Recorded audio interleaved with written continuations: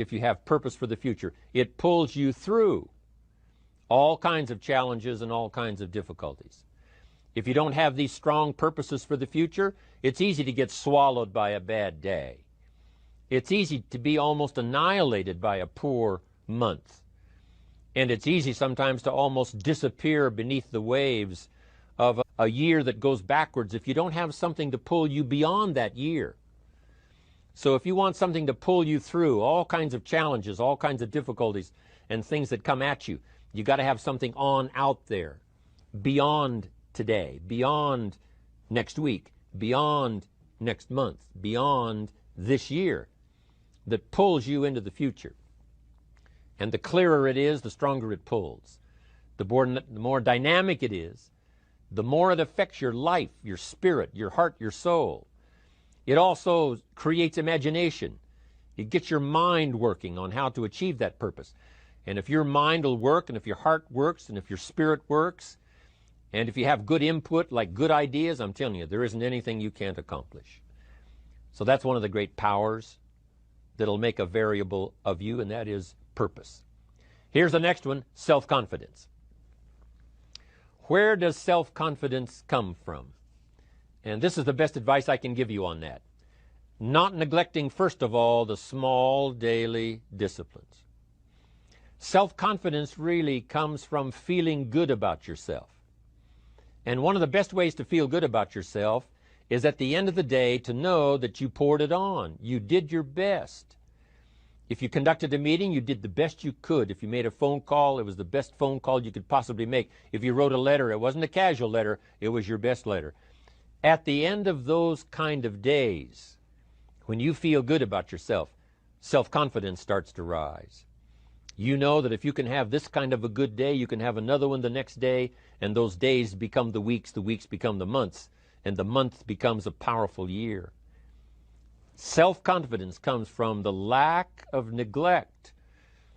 If you will not neglect to do the small daily disciplines, that's where self-confidence comes from. Part of good health is self-confidence. I know I'm going to be healthy. At the end of the day, when you've really poured it on and you've done all the stuff, self-confidence grows. That self-confidence affects your health, it affects your future, it affects your psyche. So this is true. One of the great powers is self-confidence. Self-confidence means willingness to do whatever it takes to achieve. Some people say, I'll do it for a little while and see what happens. I'll try a couple of things. If that doesn't work, I'm out of here. And all of us know that kind of person doesn't have much of a future. But if you're willing to do whatever it takes, if I have to learn a couple of things, I will learn those things. If I got to learn 5 or 6 things, I'll learn all 6. If I have to take an extra class, I'll take an extra class. If I've got to read the books, I'll read the books. If I have to consult with people who know more than I know, I will do the necessary consulting. Whatever it takes, I will do. That starts to develop unbelievable self-confidence. Self-confidence also comes from the ability to rise above your circumstances, to rise above what happens, the petty little things, the discouraging things that would sink everyone else's ship except yours, that would cause someone else to quit early in the day, but you keep going. That kind of willingness to overcome all circumstances, whether it's the little challenges or the big challenges. If you're willing to do that, I promise you, this kind of power will work for you, and in you, the variable, it'll make a difference. The third on the list I had was enthusiasm. And here's what I wrote about enthusiasm. Enthusiasm that's powerful is mostly enthusiasm that is enthusiasm inside, 90%, 10% outside. We all know what the enthusiasm is like when somebody lets us see their enthusiasm, which is like the 90%, and only 10% of it is inside. But the enthusiasm that really affects people is not just being loud, but the enthusiasm that runs deep, the enthusiasm that comes from deep inside, created by self-confidence, created by purpose, created by genuine willingness to help other people. That kind of enthusiasm. knowing that you're going to get the job done, knowing you're going to affect people, knowing you're going to have testimonials flowing in from all kinds of directions. People call it genuine enthusiasm because they know that what you say in the outward display of your enthusiasm is only a small tip of the iceberg of the enthusiasm you feel inside that really motivates you to do the best job you can. Next on my list to help you become the powerful variable is expertise. Wanting to excel in all of the skills and settling for nothing less than an outstanding performance. If you're willing to be the best in your field, if you're willing to demand of yourself excellence in skills, to be the best that you can possibly be, in the training, do the best you possibly can. In doing a workshop, do the best you possibly can. Developing the skills of using your personality, developing the skills of language, developing the skills of influence, developing the skills of organizing. If you're willing to be an expert in all of the skills, to invest those skills, and not only make a handsome living, not only make a lot of money, but if you would so desire and if it would be your purpose, a chance to make your fortune. Here was the next one on my list, making a powerful contribution to you, the variable, and that is preparation. And preparation, of course, involves a whole lot of things. A big share of our life is preparing, getting ready. Sometimes it seems like a long, excruciating time, and the time will just seem like it'll never come when we can finally have the performance that we really want. But it takes time to prepare. It takes time to get ready. And the decisions you make in the preparation time, those are the decisions that last for a lifetime. Preparing to have a good day.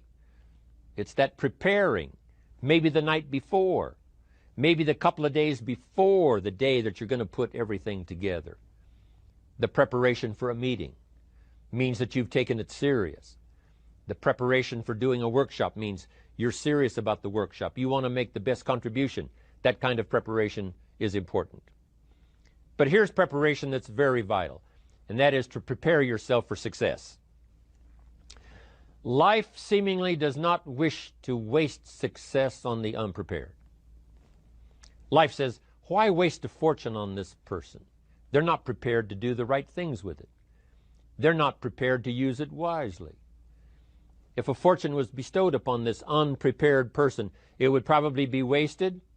The people that could have been touched won't be touched. What could have been done won't be done because this fortune will have been wasted on the unprepared person. So not only look for fortune, not only look for the promise, but prepare yourself and ask of yourself, what can I do to make myself ready?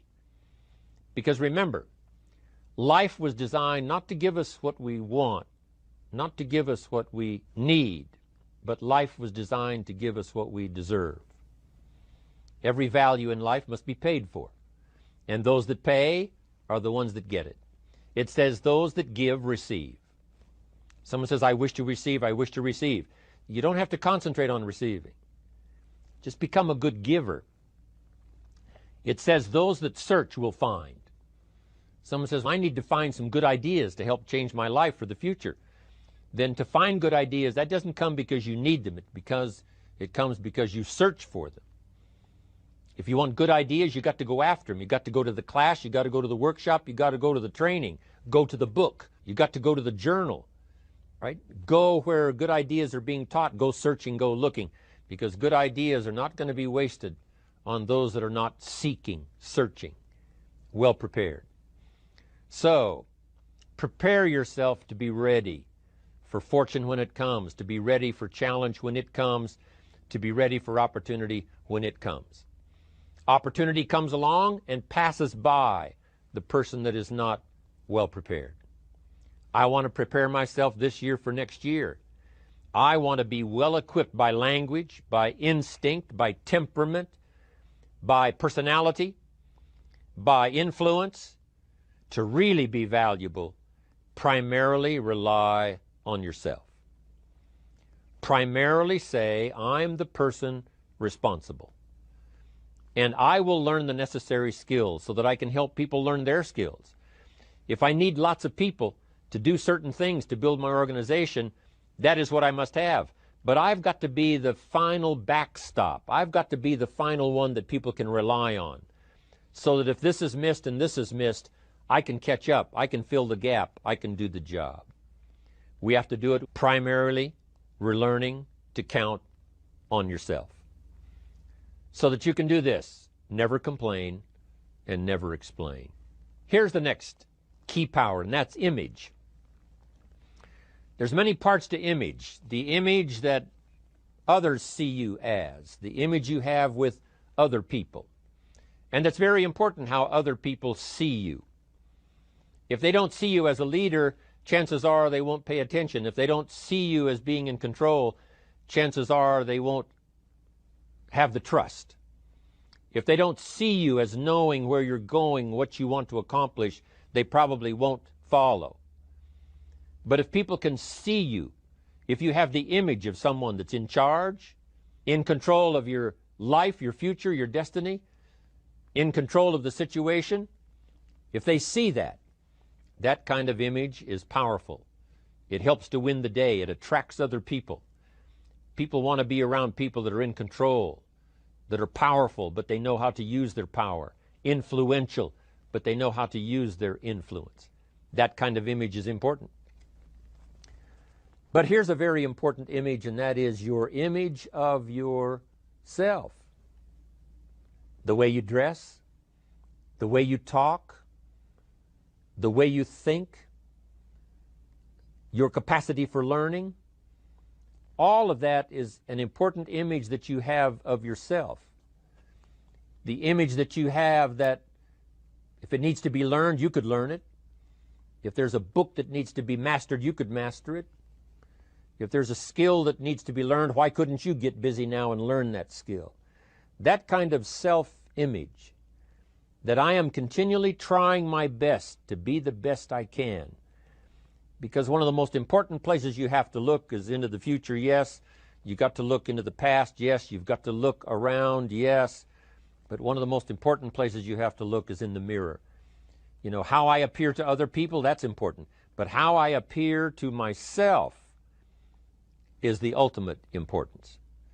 That kind of image, to where you'll develop the self-confidence, you'll develop the self-reliance. The next word is character. Becoming a person of high values, a person of principles, a person of honesty, a person that earns respect. That kind of character. I've been around long enough, and I'm sure you have been around long enough to see a lot of systems that got started, but they failed. And the reason is because they were not constructed with integrity. They were not constructed with character. They were not constructed with doing the right thing. They might have been constructed to take advantage, cash it out as quickly as possible, and leave. So this is important, to develop the character within yourself, that people see you as honest, as fair, willing to do the right thing, willing to be helpful, but always willing to walk the center line, not to pass the line. Vitally important. Building and developing your own character. Now here's another one. It's called self-discipline. Self-discipline, all of us have a challenge with that. Because sometimes it's easy, and especially if you're working hard, doing the best you can, it's easy sometimes to let up and let it go. Everybody will have the discipline to say, I will do the best job I can. I will make mistakes, of course, because we're all human, but I'll try to remedy those mistakes and do the best job I can.